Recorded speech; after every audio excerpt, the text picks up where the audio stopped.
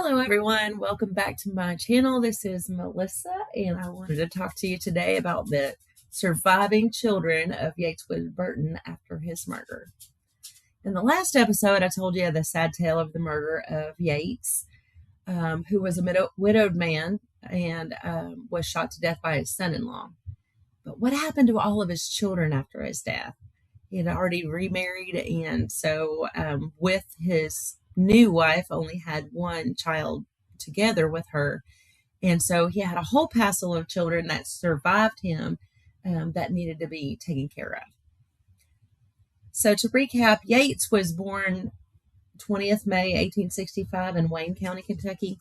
He died on the 17th of January in 1915 in Pulaski County, Kentucky. And on 21st February 1887, he married Laura Green Halcombe in Pulaski County, Kentucky. And she was born on 13th of February 1870 in Pulaski County, Kentucky.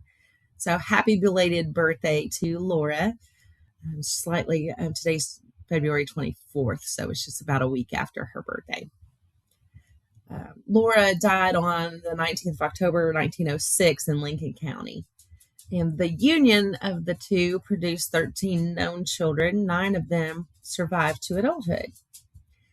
So after Laura's death, Yates remarried to Sarah Elizabeth Taylor, and together they had one daughter named Thelma.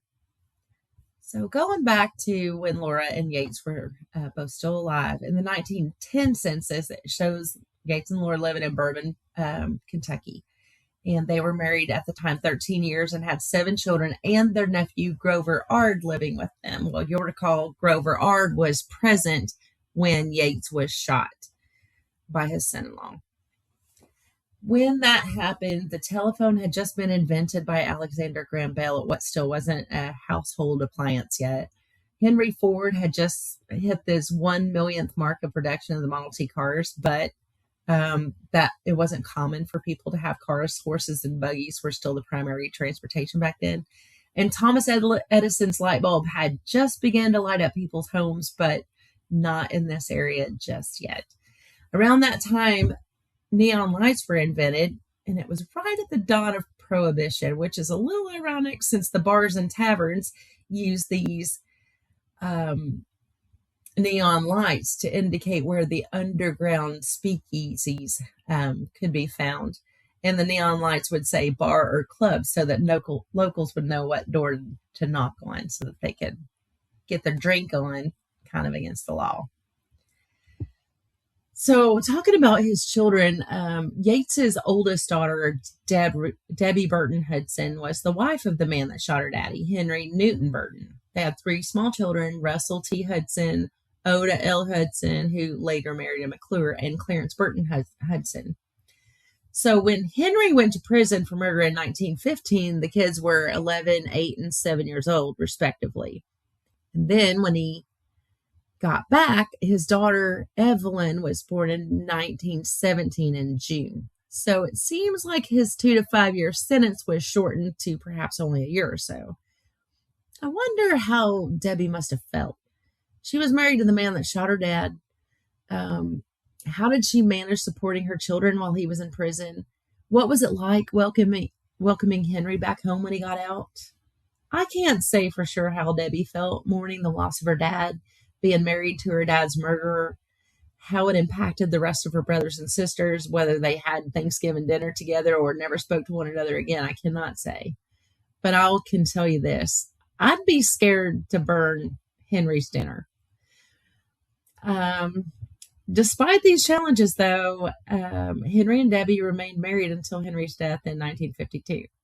And in 1974, Debbie passed away in Carbondale, Illinois, and is buried in the Houstonville Cemetery. So Henry and Debbie had those children together.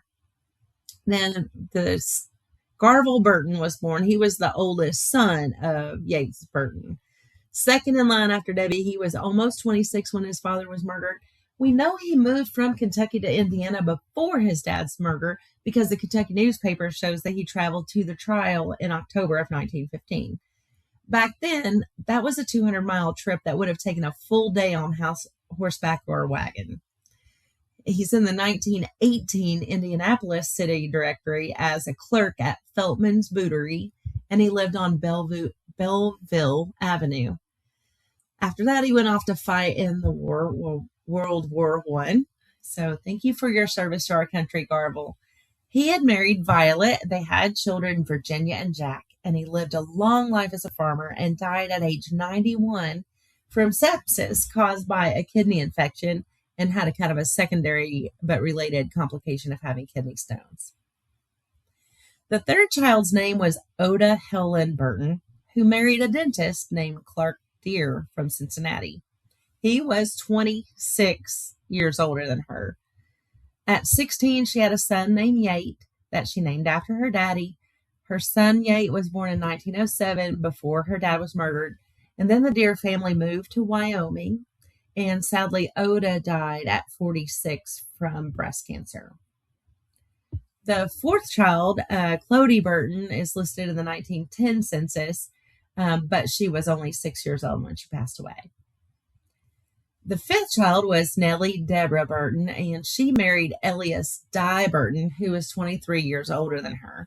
She was pregnant with Leonard Clark Burton at the time her dad was shot, but the child was stillborn. He was born and died on September 11th, 1915. Her husband, Elias, died in 1938. And so then after that, she married Philip Romano in Michigan in 1941. Another sad fact about Nellie and Elias is that they had a 5-year-old boy named Clarence who burned to death at 5 years old. So that's really, really sad. The sixth child, Linnie Mae Burton, was born in 1902 in Pulaski County, Kentucky. She married James Wesley Gregory, born in 1898 in Pulaski County, Kentucky. And she married him on the 22nd of December, 1918, just a few years after her dad died. Her husband was 20 and she was 16. They were married in Pulaski County, and she died on April 17th, 1953 at the age of 59, and is buried with the rest of the family in Houstonville in Limestone County, Kentucky.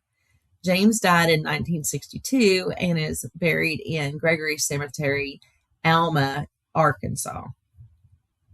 The seventh child, Clarence Woods Burton, was born right after Thanksgiving on November 29th in 1897 in Pulaski. He married Dora Muse, and they moved to Middle Fork, Illinois. And they had 3 sons, Clark Woods Burton, James Winifred Burton, and Donovan Finley Burton.